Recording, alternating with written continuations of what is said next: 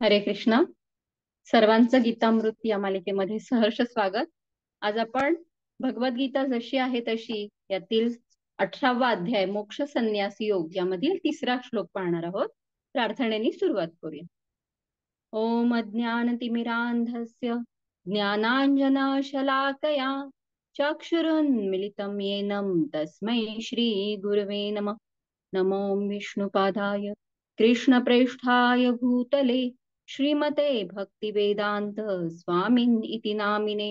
नमस्ते सारस्वते देवे गौरवाणी प्रचारिणे निर्विशेष शून्यवादी पाश्चात देश तारिणे. जय श्री कृष्ण चैतन्य प्रभु नित्यानंद श्री अद्वैत गदाधर श्रीवासादि गौर भक्त वृंद. हरे कृष्णा कृष्णा कृष्णा हरे हरे, हरे राम राम राम हरे हरे. हरे कृष्णा. मोक्ष संन्यास योग श्लोक क्रमांक 3. त्याज्यम दोषवत इति एके कर्म प्राहु मनीषिण यज्ञदान तप कर्म न त्याज्यम इति चापरे. अर्थ, काही विद्वज्जन घोषित करतात की सर्व प्रकारच्या सकाम कर्मांना दोषपूर्ण समजून त्यागले पाहिजे, परंतु इतर विचारवंतांचे असे म्हणणे आहे की यज्ञ दान तप अशा कर्मांचा कधीही त्याग करू नये. वैदिक शास्त्रात अशा अनेक कर्मांचा उल्लेख आहे. श्री प्रभुपाद यांच्याद्वारे तात्पर्य, ज्यांच्या विषयी मतभेद आहेत. उदाहरणार्थ, असे म्हटले जाते की यज्ञात पशुचा बळी देता येतो, पण काहींच्या मते पशुहत्या पूर्णपणे निंद्य आहे. वैदिक शास्त्रांत यज्ञातील पशुहत्येचा जरी उल्लेख असला तरी असा यज्ञ बळी म्हणून मारलेला पशु मरतो असे समजले जात नाही. यज्ञाच्या योगाने पशुला नवीन जीवन प्रदान केले जाते. कधी त्या पशुला यज्ञात बळी दिल्यानंतर नवीन पशुदेह दिला जातो, तर कधी त्या पशुला तात्काळ मनुष्य शरीर प्रदान केले जाते. मात्र या संबंधी विचारवंतांमध्ये मतभेद आहेत. काही जण म्हणतात की विशेष यज्ञाकरिता पशुहत्या इष्ट आहे. यज्ञ कर्मासंबंधी ही जी सर्व निरनिराळी मते आहेत त्यांविषयी आता स्वतः भगवंतच स्पष्टीकरण करीत आहेत. तर आपण श्री प्रभुपाद यांच्या तात्पर्याच्या आधारे आपण या श्लोकाचं अर्थ समजून घेण्याचा प्रयत्न करूयात. तर आपण म्हणजे हा 18वा अध्याय हा शेवटचा अध्याय आहे. आणि जेव्हा भगवंत म्हणजे कुठलीही गोष्ट आपण समजा एखादी गोष्ट असू देत किंवा कुठलीही गोष्ट असेल, तर आपण ती कशा पद्धतीने मांडतो. तर सुरुवातीला आपल्याला काही म्हणजे ती परिस्थिती जाणून घेतो आणि काय पद्धतीने आपल्याला ह्या गोष्टी, आपल्याला जे काही म्हणणं आहे ते प्रेझेंट कसं करायचं, तर त्या पद्धतीने आपण सुरुवात करतो. आणि आपल्याला जे काही सांगायचं आहे ते गोष्टीच्या त्या मध्ये सांगतो. आणि शेवटी त्या सगळ्या गोष्टीचं सार रूप म्हणून आपण शेवट सांगतो. कुठल्याही लेक्चरचा आधार असू दे, लेक्चर जरी आपण ऐकलं तर ते त्या पद्धतीने असतं. किंवा म्हणजे थोडक्यात काय, शेवटी एक सार तत्व त्या अध्यायामध्ये म्हणा किंवा शेवटी त्याचा उल्लेख केला जातो. तर भगवंत देखील या अध्यायामध्ये जे काही ह्या तत्वज्ञानाचं सार आहे ते वर्णन करत आहेत. म्हणजे मध्य भगवद्गीतेच्या मधल्या अध्यायांमध्ये भगवंतांना जे काही सांगायचं आहे ते त्यांनी सांगितलेलं आहे. आणि आता त्याचंच अजून परिपक्व स्वरूप आपल्याला इथे ते प्रदान करत आहेत. तर 17व्या अध्यायामध्ये भगवंतांनी श्रद्धा या गोष्टीला किती महत्व आहे, भगवंतांवरती श्रद्धा असणं किती महत्वाचं आहे, तर ते सांगितले की यज्ञ दान आणि तप याचं विस्तृत विवेचन सांगितलेलं आहे. परंतु काय म्हणतात शेवटच्या श्लोकामध्ये, जर तुमची श्रद्धा ही स्वकेंद्रित असेल तर या यज्ञ दान तप याला काहीच अर्थ नाहीये. पण ही श्रद्धा जर माझ्यावर असेल तर मग ती गोष्ट सत म्हणजे शाश्वत अशा पद्धतीची ती ठरते. म्हणून सत्संग आपण म्हणतो ना की सत्संग, कारण शाश्वत आहे ती गोष्ट. आणि जर केंद्रस्थानी भगवंत नसतील तर ती गोष्ट काय असते, असत असते किंवा अशाश्वत असते. मग हे भौतिक जग जे आहे, तर त्या भौतिक जगाचे सगळे जे विषय आहेत तर ते काय आहेत, तर त्याचं साध्य म्हणा किंवा साधन म्हणा हे सगळं भौतिकतेवरतीच आधारित आहे.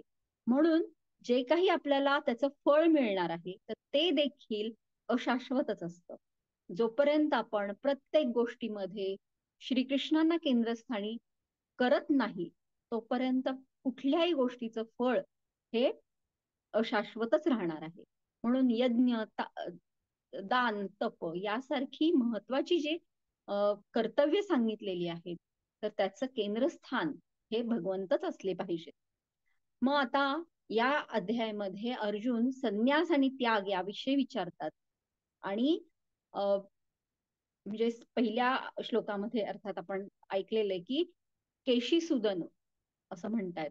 कारण केशी नावाचा जो राक्षस आहे तर भगवंतांनी त्यांच्या लीलेमध्ये सर्वात शेवटचा हा राक्षस त्यांनी मारलेला आहे. आणि तो एका घोड्याच्या स्वरूपात, आणि घोड्याचं ताकद आपल्याला माहिती की किती असते. तर अर्जुन का बरं हा प्रश्न विचारतात आणि ते तो नामोल्लेख का करतायत, तर ते म्हणतात की माझ्या मनामध्ये इतकं म्हणजे गोंधळाचं इतकं किंवा शंका इतक्या प्रबळ आहेत तर त्या दूर करण्याचं सामर्थ्य तुमच्यामध्ये आहे. म्हणून ते केशीसूदन असं त्यांचं नामोल्लेख करतायत की त्या राक्षसाप्रमाणे माझ्या या शंकांना तुम्ही मारून टाका किंवा दूर करा. आणि मग भगवंत आपल्याला खऱ्या अर्थानं त्याग किंवा संन्यास याविषयी या अध्यायामध्ये त्याचं विस्तृत विवेचन करत आहे. आता या ठिकाणी दोन पद्धत कर्माचे दोन प्रकार आपण पाहू शकतो की काम किंवा सकाम कर्म आणि दुसरं आहे ते नित्य कर्म. तर सकाम कर्म म्हणजे काय की जिथं आपल्या वैयक्तिक इच्छा असतात की हे मी का करते, तर याच्यामध्ये माझा वैयक्तिक काहीतरी स्वार्थ आहे म्हणून हे मी काम करत आहे. मग ते झालं कामकर्म. आणि दुसरं आहे ते नित्य कर्म. म्हणजे हे कर्तव्य मी कुठलीही परिस्थिती असू देत पण हे कर्तव्य मी टाळू शकत नाही म्हणून ते झालं कर्तव्य, की जे आपल्या मूड्स वरती किंवा आजूबाजूच्या परिस्थितीवरती अवलंबून नसतं, तर ते आपल्याला नियत कर्म करावंच लागतं. म्हणून ते झालं नित्य कर्म, की ज्याच्यामध्ये वैयक्तिक काही इच्छा किंवा स्वार्थ असत नाही. तर हे दोन गोष्टी कर्माच्या राहतात. आणि भौतिक म्हणजे भौतिक ज्या गोष्टी आहेत तर भौतिक इच्छांसाठी जर आपण करत असू एखादं काम, तर त्याच्यामध्ये आपल्याला आपण जे काही कर्म करत आहोत, आपण आपलं शरीर हे पांचभौतिक आहे, आपली इंद्रिय पांचभौतिक आहे. त्यामुळं आपण कुठलंही काम केलं तर त्याच्यामध्ये दोष हे आढळणारच आहे. कारण भौतिक असंच ते कर्म ठरत असतं. त्यामुळं कार्य जे आहे तर त्याच्यामध्ये दोषपूर्णता असणारच आहे. परंतु जर हेतू आपला भगवंतांना संतुष्टी हा जर हेतू असेल तर तेच कर्म वर वर दिसतं आपल्याला. ते भौतिक जरी वाटलं तरी ते कसं असतं तर आध्यात्मिक असतं. आणि म्हणून कर्तव्य बुद्धीने कर्म करणं हे फार महत्वाचं राहतं. मग तिथे आपली इच्छा असू देत नसू देत आपल्याला हे माझे हे कर्तव्य आहे म्हणून हे करणं गरजेचं आहे. तर हे महत्वाचं कुठलंही कर्म करण्याच्या वेळेस आपल्याला ह्या गोष्टी लक्षात ठेवणं गरजेचं आहे. तर याच्यामध्ये संन्यास म्हणजे मोक्ष संन्यास योग म्हटलेले. तर संन्यासी जे आहेत तर वैष्णव संन्यासी हे आपण म्हणतो ना की त्रिदंड असे असतात. तर त्यांचं काय उद्देश असतो, तर त्यांचं कर्म किंवा वाचा आणि त्यांचे विचार हे सगळं त्यांनी काय केलेलं असतं, की ते सगळं श्रीकृष्णांच्याच भोवती ते फिरत असतं. म्हणजे कुठलंही कर्म करू देत श्रीकृष्णांसाठी, कुठलेही विचार असू देत, तर ते श्रीकृष्णांशीच संबंधित असतात. किंवा जे काही बोलणार आहे ते देखील श्रीकृष्णांशीच संबंध असतात. आणि जेव्हा त्याग एखाद्या गोष्टीचा करणं अपेक्षित असतं, तर तेव्हा हे जे आहे ना, काम्य किंवा नित्य कर्म, याच्यामध्ये काय असतं, की आपण कर्म करत राहतो. आपल्याला जे काही प्रिस्क्राईब ड्युटीज म्हणतो ना, की हे मला करायचंय, वरवर पाहता ते भौतिक कर्म असतं, परंतु कर्तव्य म्हणून आपण करत राहतो. परंतु त्याच्या फळाची जेव्हा आपण अपेक्षा करत नाही, तेव्हा तो काय ठरतो, तो त्याग ठरतो, की जिथे आपण फळाच्या फळाशी आसक्त राहत नाही. तर असा कर्मयोगी म्हणून भगवंतांनी सुरुवातीला आपल्याला वर्णन केलेलं आहे, की कर्मयोग म्हणजे काय, तर कुठल्याही फळाची अपेक्षा करायची नाहीये, परंतु आपले नियत कर्म करत राहायचं आहे. तर आता या श्लोकामध्ये भगवंत दोन दृष्टिकोन देत आहेत, की जे कुणाचे आहेत, तर जे काही मुनी आहेत, तपस्वी आहेत, तर असे काही विचारवंत आहेत, तर त्यांनी काहींचं एक कुठलीही गोष्ट म्हणजे आपण भौतिक जगात आहोत, तर हे द्वंद्वाचंच जग आहे. त्यामुळं एक नाणं घेतलं तर त्याला छापा आणि काटा जसं राहतं, तर तसे कुठल्याही गोष्टीला दोन मतप्रवाह असतातच असतात. तर इथं देखील दोन मतप्रवाह आपल्याला भगवंतांनी सांगितलेले. तर काहींच्या मते काय म्हटलेलं आहे, की आपली जी काही कर्म आहेत, तर ती काय आहेत, तर ती दोषपूर्ण आहेत, कारण आपण राहतोच त्या परिस्थितीमध्ये. त्यामुळे आपली कर्म ही देखील दोषपूर्ण आहेत. मग त्या सदोष कर्मांचा त्याग करा आणि केवळ भगवंतांच्या ह्याच्यामध्ये ध्यानस्थ व्हा. तर अशा पद्धतीने ही एक विचारधारा झाली, की ती मायावादी फिलॉसॉफी किंवा मायावादी तत्वज्ञानचं मत अशा पद्धतीचं असतं, की नाही, ह्या गोष्टीमध्ये म्हणजे मी चालायला लागले तर अनेक तिथं जीव माझ्या चालण्याने हे होतील, किंवा श्वास घेताना खूप जीवजंतू जातात. अशा पद्धतीचे छोट्या छोट्या सगळ्या म्हणजे सगळीच कर्म आपली दोषपूर्ण राहतात, तर मग ती नको करायला. आणि केवळ एका ठिकाणी बसून भगवंतांचं नामस्मरण करणं किंवा अशा पद्धतीने, तर कर्मांचाच त्याग करायचा, की ह्या गोष्टींमुळं दोषपूर्णता येते म्हणून त्या कर्मांचाच त्याग करणं. तर ही एक विचारधारा झाली.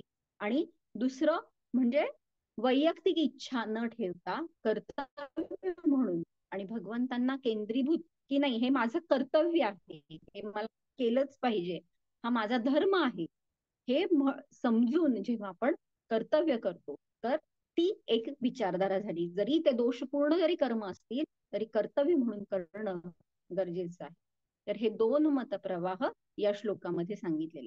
तर याचा आता आपण समजून घेण्याचा थोडासा प्रयत्न करूयात, की समजा एखाद शाळेमध्ये किंवा एखाद वर्गामध्ये शिक्षक आणि विद्यार्थी आहे. तर विद्यार्थी हे त्यांचा कल हा शिकण्याप्रती फारसा नाहीये.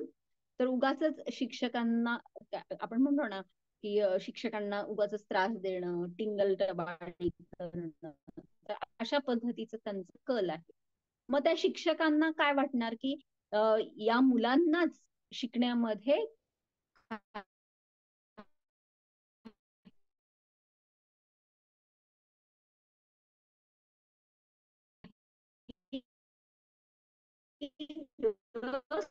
नाही, तर मी का बरं तर ही एक गोष्ट झाली, की तुम्हा केलेलं आहे, की शिकवण्याचा कर्माचा शिक्षकच चांगले शिकवत नाही, तर मग मी हे कर्म आहे, तर भाग झाला. आणि अशी परिस्थिती ही अमेरिका सारख्या देशांमध्ये अशा पद्धतीची बऱ्यापैकी ही विचारधारा आढळते, की जिथे तुम्ही कुठल्याही पद्धतीचं म्हणजे त्यांच्या इथे एखादं जर जॉब मिळणं किंवा कुठे नोकरी असेल, तर त्या पोझिशनसाठी जो काही मिनिमम आवश्यक पेमेंट आहे, तर ते दिलंच जातं. मग ते कसं असतं, की तुमचं जीवनचरितार्थ सांभाळून नेण्यासाठी ते पुरेसं असतं. मग एक टेंडन्सी असते की मला शिकून तरी काय करायचं, की मला हा जॉब करायचा आहे. तर मला मिनिमम तर एवढा पगार मिळणारच आहे, तर मग कशासाठी मी जास्त हे करू शिकू. तर अशा पद्धतीने ही एक तिथल्या सिस्टीमचा हा भाग असल्यामुळं ही सिस्टीम तिथं बऱ्यापैकी कोलमडलेली आपल्याला अ, त्याचे हे आढळून येते. परंतु भारतीय शिक्षण पद्धती जर आपण त्याचा अभ्यास केला तर आपल्याला लक्षात येतं की अ, एक म्हणतो ना आपण उपनयन संस्कार झाला. हरी बोल. आवाज येत नाहीये का? येतोय माताजी, हरी बोल. अच्छा. तर उपनयन संस्कार झाला किंवा तर काय केलं जातं की त्या मुलाची इच्छा, ओके, त्या मुलाची इच्छा असू देत किंवा नसू देत, त्याला गुरुगृही पाठवलंच जायचं आपले. आणि तीच पद्धत म्हणजे गुरुकुल असू देत किंवा आत्ताची देखील, की करायचं होतं. एक मिनिट, मी वायफाय कनेक्शन जोडून बघते.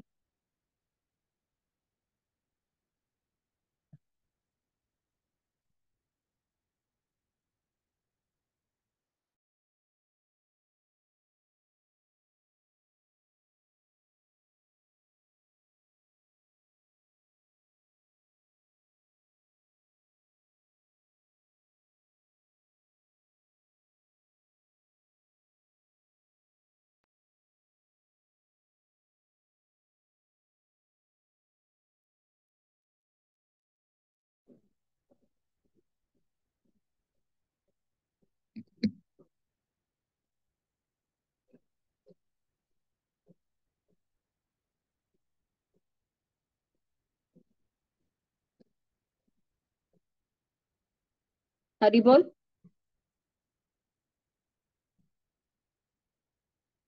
येतोय का आता आवाज?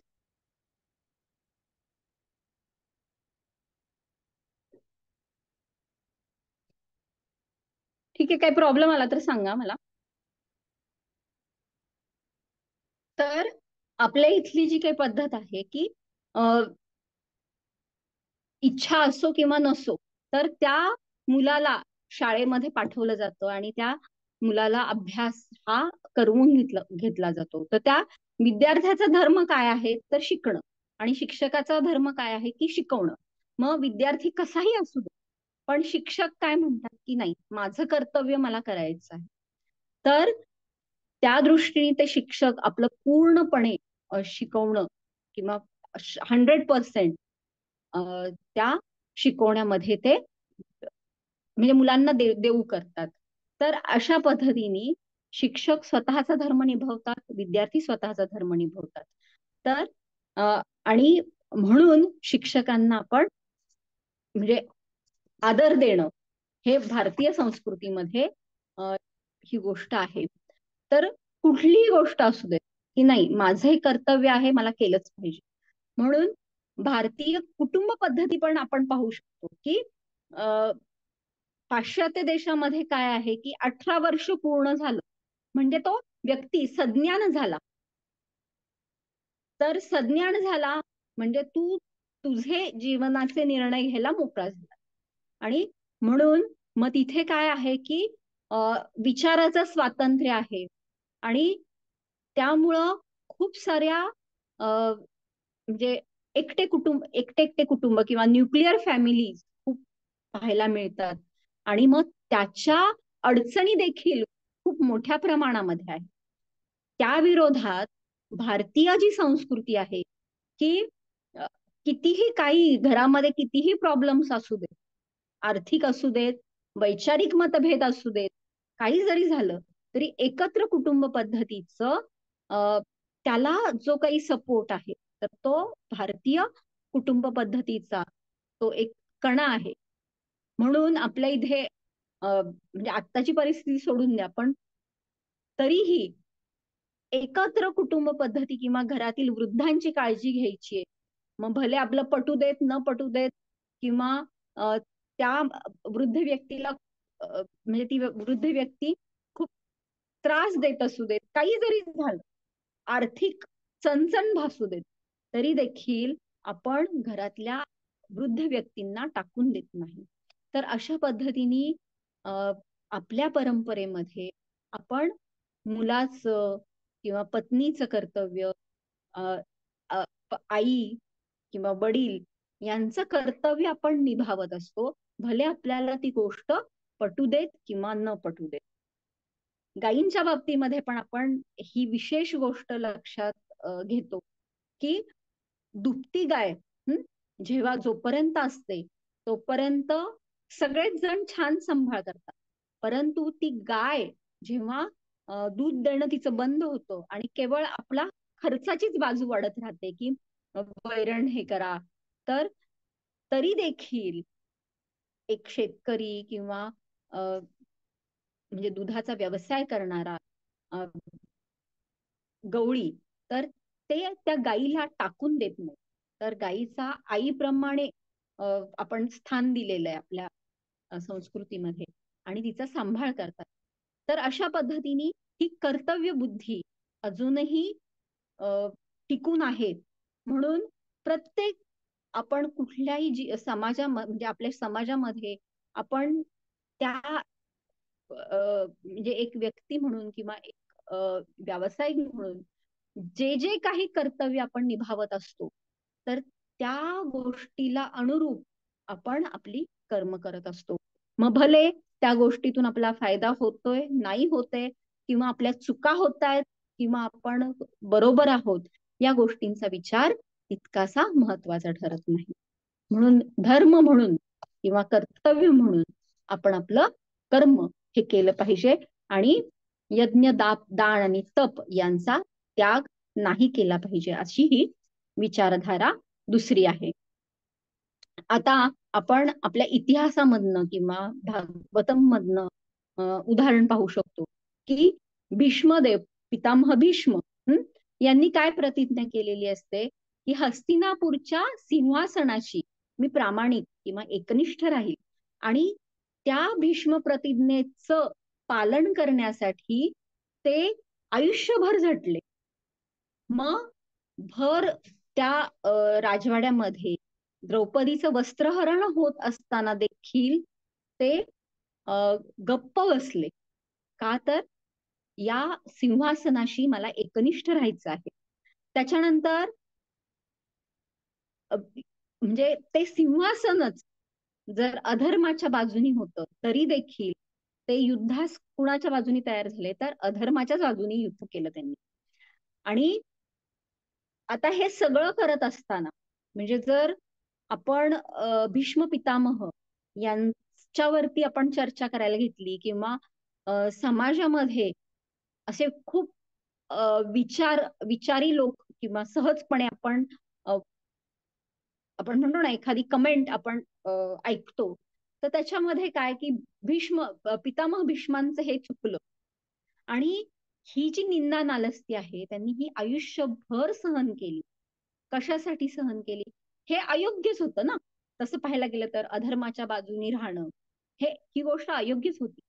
परंतु त्यांच्या मनामध्ये मात्र त्यांनी काय केलेलं आहे, तर नेहमीच श्रीकृष्णांना केंद्रस्थानी ठेवलेलं आहे आणि त्या दृष्टीने त्यांनी नेहमीच पांडवांना सपोर्ट केलेला आहे आणि पांडवांना तो आशीर्वाद दिलेला आहे. आणि त्यांची मनोमन इच्छा काय आहे की युधिष्ठिर हा राजा व्हावा आणि ते मी पाहावं माझ्या मृत्यूच्या आधी. तर अशा पद्धतीचा मानसिक विचार करून बाह्य स्वरूपाची जी काही कर्म आहेत ती अधर्मिक असतील तरी देखील हेतू किंवा श्रीकृष्ण हे केंद्रस्थानी होते. आणि ते का बरं केंद्रस्थानी होते? कारण जसं आपण म्हणतो ना की भगवंत जेव्हा एखादी लीला करतात, तर ती लीला करताना अशा पद्धतीच्या गोष्टी असणं गरजेचं आहे की प्रत्येक वेळेस सगळ्याच गोष्टी छान छान होतील असं कधीच होत नाही. भगवंतांची लीला ह्या त्याच्यामध्ये सगळे रस असतात आणि भगवंतांना भीष्म देवांकडून काय अपेक्षित आहे, तर वीर रसामधली सेवा अपेक्षित आहे. आणि भगवंत भगवद्गीतेमध्ये काय म्हणतात की कौंतेय ही प्रतिजानी, कौंतेय प्रतिजानी ही नमे भक्त्या प्रणश्यती, हे तत्व त्यांना सांगायचे. आणि हे तत्व सांगण्यासाठी त्यांनी भीष्मदेवांना भीष्मदेवांचा त्यांनी वापर केलेला आहे. आणि मग भीष्म पितामह काय करतात, तर जेव्हा दुर्योधन खूप चिडलेला आहे की तुम्ही अजूनही एक थोडीशी पार्शलिटी करताय आणि तुमच्याकडे जे काही युद्धाचं कौशल्य आहे ते पूर्णपणाला तुम्ही लावत नाही. आणि मग दुसऱ्या दिवशी भीष्म पितामह म्हणतात की आता पांडवांचा मृत्यू एकतर त्यांचा होईल, नाहीतर मग माझा तरी होईल. आणि त्या द्वेषानं ते युद्ध करतायत. आणि इतक्या द्वेषानं ते युद्ध करतायत की अर्जुनाकडं ते म्हणजे असे बाणांचा तो प्रहार करतायत. आणि ते काय म्हणतायत की मी श्रीकृष्णांना त्यांचं वचन तोडण्यास भाग पाडेन, नाहीतर अर्जुनाचा मृत्यू तरी होईल. तर मग त्यावेळी काय करतात भगवंत, तर त्या रथाचं जे चाक आहे तर ते घेऊन ते पितामह भीष्म यांच्या अंगावरती धावून येतात. आणि इकडून भीष्मदेव काय करतायत, तर श्रीकृष्णांवरती बाणांचा प्रहार करतायत. आणि मग श्रीकृष्ण देखील म्हणजे त्या निळसर अशा ती त्यांचे जे वर्ण आहे तर त्याच्यामध्ये हे लाल असं रक्त भगवंतांचं वाहत आहे. परंतु ही गोष्ट, हे आदान प्रदान कुणाचं आहे, तर एक म्हणजे भगवंतांच्या एका श्रेष्ठ भक्ताचं आणि भगवंतांचं असं ते आदान प्रदान आहे. आणि ही सेवा भगवंतांना अपेक्षित आहे. आणि मग हे जे तत्व आहे की माझ्या भक्ताचा कधीच विनाश होत नाही आणि माझ्या भक्ताच्या संरक्षणासाठी मी माझं स्वतःचं वचन तोडण्यासही तयार आहे. हे सर्वोच्च हे आश्वासन जे आहे तर ते त्याची ते प्रस्थापित करण्यासाठी भीष्मदेव श्रीकृष्णांना इथं मदत करतायत. आणि मग या हेतूनं जेव्हा हे वीररसामधलं हे आदान प्रदान होतंय तर तेव्हा भगवंत म्हणजे ते विलोभनीय रूप हे भीष्मदेवांना सतत स्मरण करावं असं भीष्मदेवांना देखील वाटतं. आणि श्रीकृष्णांना देखील आपल्या एका श्रेष्ठ भक्तानी जे काही बाणाचे वार केलेले आहेत ते देखील एका फुलांच्या आपण जशी फुलं अर्पण करतो तर तशी त्यांना वाटतात. तर भगवंत आणि त्यांच्या भक्तामधलं आदान प्रदान कशा पद्धतीचं असतं हे आपण वरवर पाहता कधीच आपण त्याचं जजमेंट करू शकत नाही. तर अशा पद्धतीने भीष्म पितामह यांचं भौतिक किंवा बाह्य कृती जरी आपल्याला अशा वाटल्या की भगवंतांच्या विरोधी आहेत किंवा नैतिकतेच्या विरोधी आहेत, तरी देखील ती सर्वोत्तम सेवा त्यांनी भगवंतांना केंद्रस्थानी ठेवून केलेली आहे. तर अशा अशा पद्धतीने आपल्या देखील जसं की जटायूचं पण उदाहरण तसंच आहे की जेव्हा रावणाने सीतामाईंचं अपहरण केलेलं असतं आणि त्या पुष्पक विमानामधनं त्यांना ते श्रीलंकेकडे नेत असतात, तर तेव्हा जटायू पाहतात की अरे सीतादेवींचं अपहरण होतंय आणि रामचंद्र येईपर्यंत, श्रीरामचंद्र येईपर्यंत मला या रावणाला कसंही करून थांबवलं पाहिजे. तर आता साक्षात भक्तीदेवी त्यांना आज्ञा काय करतायत की केवळ तुम्ही काय करा, तर श्रीराम येतील आणि त्यांना फक्त सांगा की असं असं मला दक्षिण दिशेला अपहरण करून रावणाने नेलेलं आहे, तर ही सेवा तुम्ही करा. तर साक्षात भक्तीदेवींची आज्ञा जटायू तिथं मोडतायत. आणि ते काय करतात, तर पूर्ण प्राण पणाला लावून ते रावणाशी युद्ध करतायत. आणि मग त्याच्यामध्ये त्यांचे दोन्ही पंख नष्ट होतात आणि रक्तबंबाळ अशा अवस्थेमध्ये केवळ श्रीरामांसाठी ते स्वतःचा प्राण धरून ठेवलेला आहे त्यांनी.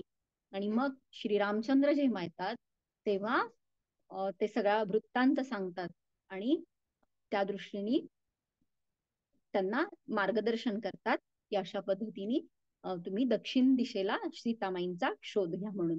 तर तसं पाहिलं गेलं तर साक्षात भक्तिदेवींचा आज्ञा त्यांनी अमान्य केलेली आहे. परंतु अंतिमतः काय आहे की रामचंद्र यांची त्यांनी किती मोठी कृपा प्राप्त केली आहे की दशरथ महाराजांना देखील जे परम लाभ मिळाला नाही, तर तो लाभ जटायूंना मिळाला की श्रीरामचंद्रांनी आपल्या वडिलांप्रमाणे त्यांनी त्यांचे जटायूचे अंतिम संस्कार केलेले आहेत. म्हणजे साक्षात पित्याचं स्थान त्यांनी जटायूला दिलेलं आहे. त्यामुळे प्रत्येक गोष्ट ही वरवर पाहता योग्य आहे किंवा अयोग्य आहे किंवा बरोबर आहे किंवा चूक आहे, याच्यामध्ये म्हणजे बरोबर आहे किंवा चूक आहे यापेक्षा योग्य आहे किंवा अयोग्य आहे हे पाहणं जास्त महत्वाचं असतं. आणि त्याच्यामध्ये श्रीकृष्ण केंद्रस्थानी आहेत का, रामचंद्र केंद्रस्थानी आहेत का, हे पाहणं महत्वाचं राहतं. तर आपलं देखील म्हणजे कर्तव्य करायचं किंवा नाही, तर याच्यामध्ये काय असतं की जेव्हा आपण म्हणजे सकाम कर्म किंवा नित्य कर्म याच्यामध्ये आपण जेव्हा हे करतो, तर तेव्हा कसं असतं की हे केल्यानंतर मला काय लाभ होईल असा एक विचार असतो. आणि नियतकर्म किंवा भगवंतांना केंद्रस्थानी ठेवून सगळ्या गोष्टी करणं, याच्यामध्ये काय असतं की मी हे का करतेय, कारण मला ह्या गोष्टी ऑलरेडी मिळालेल्या आहेत. म्हणजे जसं की आपण जेव्हा म्हणतो की आपण हरे कृष्ण महामंत्राचा जप केला पाहिजे, का तर आपल्याला वाचा दिलेली आहे. मग आपण आपलं दुसरं काय हे असतं की नाही, नामजप करायला माझ्याकडे वेळ नाहीये किंवा नामजप करून मला फारसा काही फायदा होत नाही, असं एखादं कारण होऊ शकतं की याच्यातून मला काही फारसा फायदा होत नाही, उलट माझं वेळ उगाच, त्याच्यापेक्षा माझी महत्वाची कामं आहेत तर ती रखडतात, असं एक कारण होऊ शकतं.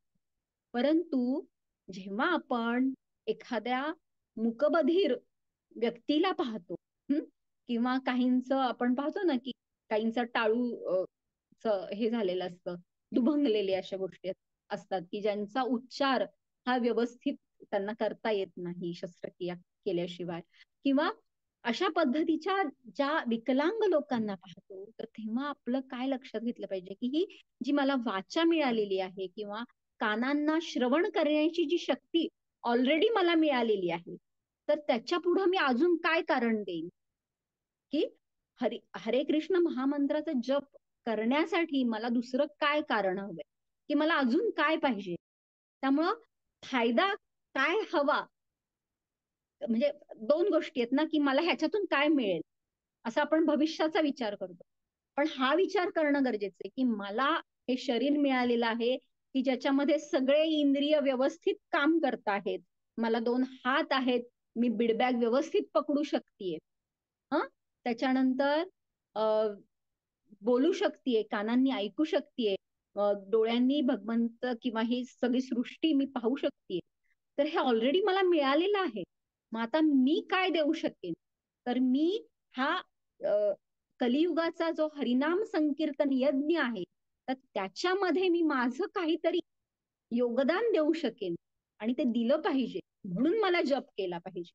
तर हे महत्वाचं आहे की ऑलरेडी जे आपल्याला मिळालेलं आहे, तर त्याच्याबद्दल एक कृतज्ञता म्हणून आपण जेव्हा अशी देण्याची वृत्ती आपण बाळगू, तेव्हा खऱ्या अर्थानं आपण यज्ञ दान तप हे श्रीकृष्णांना केंद्रस्थानी म्हणून करू शकू आणि अजून त्याच्यातून सकाम कर्म त्याचा आपण म्हणजे त्या गोष्टी न पाहता एक कृतज्ञता म्हणून आपण या गोष्टी करू शकतो.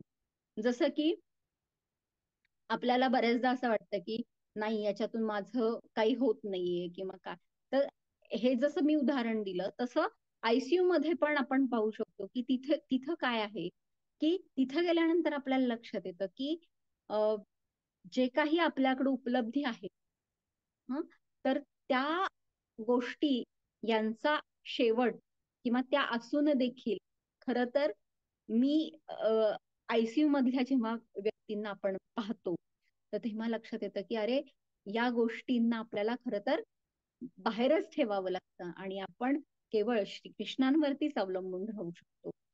तर जेव्हा आपण आपल्यापेक्षा खालावलेली ज्यांची परिस्थिती आहे त्यांच्याकडे जेव्हा पाहतो तेव्हा लक्षात येतं की आपल्याला खूप काही ऑलरेडी मिळालेलं आहे आणि आता आपली वेळ ही देण्याची आहे. आणि त्या अवस्थेमध्ये आपण यज्ञ दान आणि तप करू शकतो. तर आता संन्यास या गोष्टीचा आपण इथं जास्त विचार करतो की त्यागायचं एखादं कर्म किंवा नाही त्यागायचे असे दोन गोष्टी आहेत.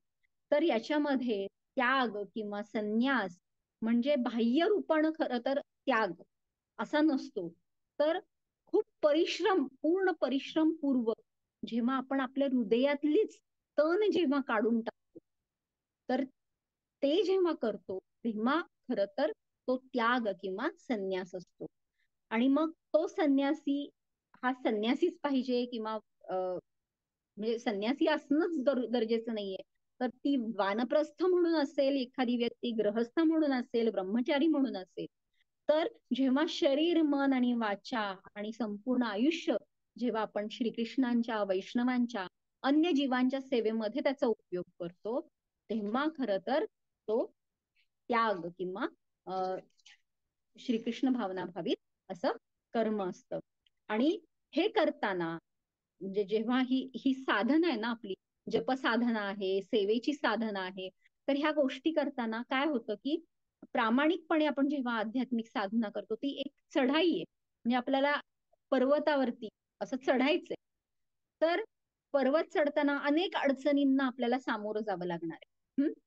तरी पण ना उमेद होता आपण जेव्हा एक आशा ठेवून जेव्हा आपण खर तर ते आरोहण करतो तर तेव्हा खर तर ही आध्यात्मिक साधना प्रामाणिक आध्यात्मिक साधना ही एक प्रकारचा खऱ्या अर्थानं संन्यास किंवा त्याग असं ठरू शकते. तर हा संन्यासाचा हा सर्वोच्च अर्थ आहे की श्रीकृष्णांच्या प्रती जे काही करायचे श्रीकृष्णांच्या प्रती मग ते करताना मला कितीही गोष्टींना अडचणी आल्या किंवा कितीही गोष्टी वरवर पाहता चुकीच्या जरी वाटल्या तरी पण जेव्हा श्रीकृष्ण केंद्रस्थानी आहेत तेव्हा ती गोष्ट मला करायचीच आहे. मग आता आपल्या जीवनामध्ये आपण या गोष्टीचं थोडस ऍप्लिकेशन आपण पाहू शकतो की मतभेद किंवा ही द्वंद्वात्मक परिस्थिती आपल्या जीवनामध्ये कशी काय बरं येऊ शकते. तर जेव्हा आपण एखादं आपल्या बरोबरची एखादा वैष्णव किंवा वैष्णवी आहे आणि त्यांच्याशी त्यांच्या बरोबर सेवा करताना किंवा त्यांच्याशी डील करताना आपल्याला लक्षात येतं की या वैष्णवाचं हे कुठंतरी चुकत आहे. परंतु दोन गोष्टी आहेत. आपल्याला काय सांगितलं की वैष्णव अपराध करायचा नाहीये आणि दुसरं आपल्याला दुसरं काय लक्षात येतं की नाही ही गोष्ट चुकीची आहे. तर ती गोष्ट ही कमी होणं किंवा ती गोष्ट सुधारणं या दृष्टीने आपल्याला योग्य ते पाऊल उचलणं देखील गरजेचं आहे. अशी द्वंद्वात्मक परिस्थिती येते मग काही जण काय करतात की नाही वैष्णव अपराध होतो तर मी शांत बसतो. त्या व्यक्तीचं जी काय एक्स वाय झेड समजा चूक आहे म्हणू शकतो आपण तर ती योग्य पद्धतीने सांगणं योग्य व्यक्तींना सांगणं आणि त्याच्यामध्ये सगळ्यात महत्वाचं काय आहे की कुठलाही वैयक्तिक स्वार्थ किंवा द्वेष याची भावना नाहीये तर केवळ त्या व्यक्तीला एक मदत म्हणून म्हणजे ज्याच्याबद्दल आपल्याला काही सांगायचंय समजा तर त्या व्यक्तीची मदत म्हणून किंवा त्या व्यक्तीबद्दल करुणाभाव म्हणून जेव्हा आपण एखादी गोष्ट ही योग्य मार्गानं आणि योग्य पद्धतीने सांगतो तर ती देखील मोठी सेवा ठरू शकते. अर्थात मी हे जरी उदाहरण दिलं तरी देखील या गोष्टींना खरं तर योग्य मार्गदर्शनाची गरज राहते. परंतु अशा गोष्टी येऊ शकतात की आपण प्रत्येक वेळेस म्हणजे नॉट नेसेसरी की मंदिरातच या गोष्टी व्हायला पाहिजेत, परंतु एखादा व्यक्तीबद्दल अपराध नाही व्हायला पाहिजे म्हणून आपण कुठपर्यंत त्या गोष्टी सहन करणं, तर ह्याचं आपण लिमिट हे ठरवता आलं पाहिजे आणि ती गोष्ट सुधारण्यासाठी आपण योग्य पद्धत देखील अवलंबली पाहिजे. अ, तर हे देखील अर्थात अ, हा हा विषय तसा जरी स्पेसिफिक असं काय म्हणतो आपण स्पेसिफिक जरी नियम नसला तरी देखील एक तत्व आपण लक्षात घेणं गरजेचं आहे की सुधारणा करायची आहे. मग भले वरवर पाहता तो आपल्याला अपराध वाटू शकतो, भले वैष्णवांच्या प्रतीचं राहू देत, आपल्या मुलांच्या बाबतीत देखील आपली मुलं देखील वैष्णव म्हणून आपण त्यांच्याकडे पाहिलं, परंतु एखादी चूक जर करत असतील तर कदाचित आपल्याला थोडंसं कडक पाहावं लागतं. किंवा योग्य प्रकारच्या शिक्षा देखील द्याव्या लागतात.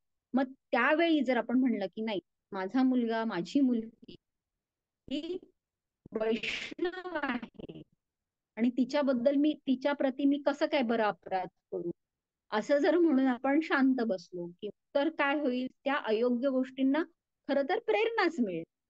तर या दृष्टीने आपण पाहणं गरजेचं आहे. मग इथे देखील द्वंद्व आहे, परंतु महत्वाचं काय आहे तर आपण त्या व्यक्तीला मदत करत आहो ना, आणि दुसरं म्हणजे श्रीकृष्णांना आपण केंद्रस्थानी ठेवलं आहे, तर हे महत्वाचं आहे. दुसरं, आपण आता बरेच जण यात्रेला जाऊन आले, तर आपण अशा कित्येक यात्रा केल्या की जिथे आपण अगदी वेळेवरती बुकिंग केलंय आणि आपल्याला बुकिंग मिळालेलं आहे छानपैकी, आणि आपण आपली सीट रिझर्व केलेली आहे आणि योग्य ते तिकीट हे ते सगळं काढून आपण यात्रा केलेली आहे. परंतु असं घडलेलं आहे बऱ्याच जणांच्या बाबतीत, म्हणजे अनुभव बऱ्याच जणांचे असतील की ऐन वेळेस काय होतं की आपल्याला असं वाटत असतं की नाही, ही यात्रा मला शक्य नव्हती म्हणून मी बुकिंग नाही केलेलं, परंतु आता परिस्थिती सगळी अनुकूल आहे आणि मला यात्रेला जायचं तर खूप इच्छा आहे.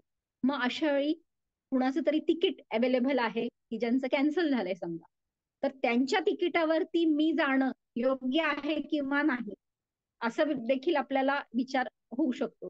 मग खरं पाहायला गेलं तर ते नियमाच्या विरुद्ध आहे, परंतु आपल्या केंद्रस्थानी काय आहे, ही यात्रा आहे, आध्यात्मिक आहे, आध्यात्मिक जी आपल्याला काय म्हणतो प्राप्ती होणार आहे, तर त्याचा विचार आहे. मग याच्यामध्ये जेव्हा आपण कंपॅरिझन किंवा निर्णय घेण्याचा जेव्हा हे येतो, तेव्हा दोन गोष्टी आहेत की नियमांचं पालन करायचं की जो सर्वोच्च हेतू आहे त्याच्यावरती म्हणजे त्याच्यावरती लक्ष केंद्रित करायचं. तर यावेळी जरी आपण भले दुसऱ्यांच्या तिकिटावरती जरी गेलो, तर आपण लक्षात घेतलं पाहिजे की पकडलं गेलं तर आपल्याला जो काही फाईन आहे तो भरायचा आहे, परंतु आपण ती स्टेप घेतो. भले मग हेच या श्लोकामध्ये सांगितलंय की भले एखादी गोष्ट दोषपूर्ण जरी असली तरी देखील जर त्याचा हेतू हा सर्वोच्च आहे, श्रीकृष्ण केंद्रस्थानी म्हणून जर असतील, तर आपल्याला ते दोषयुक्त कर्म देखील आपल्याला करणं गरजेचं आहे. असे दोन मतप्रवाहांचा या श्लोकामध्ये विचार करताना आपल्याला लक्षात येतं. तर अशा पद्धतीने आपण प्रयत्न केला या श्लोकावरती चर्चा करण्याचा. तर याच्यामध्ये काही चुका झाल्या असतील तर सांगा नक्की आणि माफ देखील करा, आणि कोणाला काही प्रश्न असतील तर नक्की विचारा. हरे कृष्ण. एक मिनिट, सेटिंग चेंज.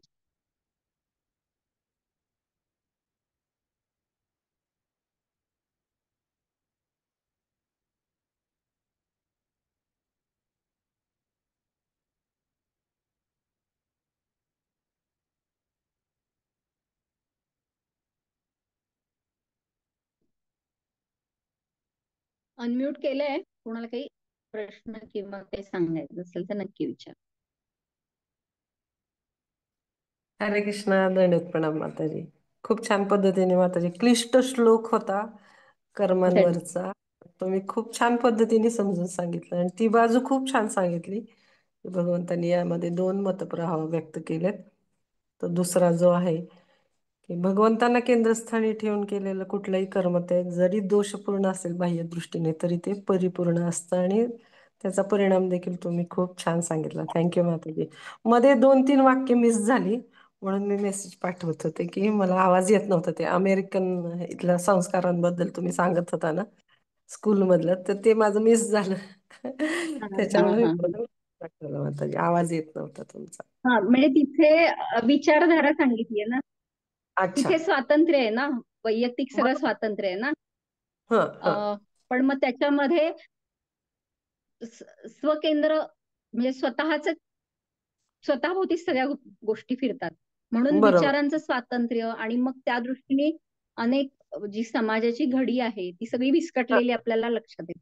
परंतु ओके आपल्या ओके. इथे काय आहे की कितीही कुणाचे काही नाही जरी पटलं घरातल्यांचं तरी पण एकत्र कुटुंब व्यवस्था किंवा जी आपली एज्युकेशन सिस्टीम आहे तर त्याच्यामध्ये शिक्षकांना आदर देणं आणि हां, विद्यार्थ्यांचं कर्तव्य म्हणून अभ्यास करणं.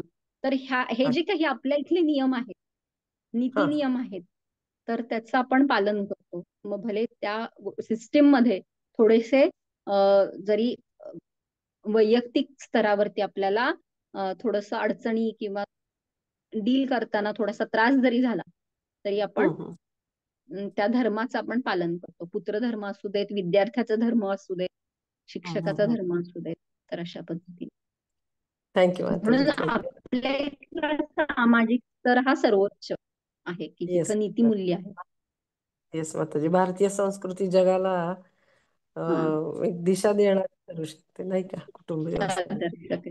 बरोबर छान. बरोबर. आणि गरुड यांचं उदाहरण खूप छान वाटलं माताजी. दोन्ही उदाहरण पितामह भीष्मांचं पण छान वाटलं आणि जटायूंचं पण खूप छान वाटलं की त्यांनी त्यांचे हम्म. कर्तव्य बुद्धीने त्यांनी त्यांच्या सगळ्या भगवंताला केंद्रस्थानी ठेवून कर्तव्य बुद्धीने कर्म केलेले आहे हो त्यांनी त्यांचं. ते 2 उदाहरणावरून बरोबर. श्लोक समजायला मदत झाली. थँक्यू माताजी. आणि मधलं मिस प्रयत्न केला. झालेलं तुम्ही सांगितल्याबद्दल थँक्यू. थँक्यू. हरी बोल. तुम्ही खूप छान असं सार सांगता सगळ्याचं. नाही नाही मेरीबाईचं माताजी. सगळं. समजून सांगत असताना त्याच्यामुळे उत्सुकता खूप असते की हा. बरोबर डायग्नोसिस केल्यासारखं करता आणि येस. थँक्यू माताजी. प्रयत्न.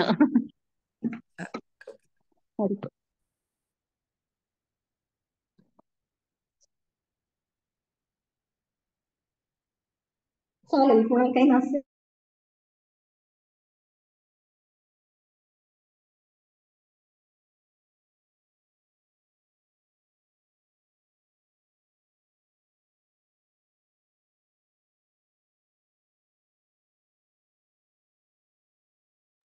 तुम्हीच होस्ट आहात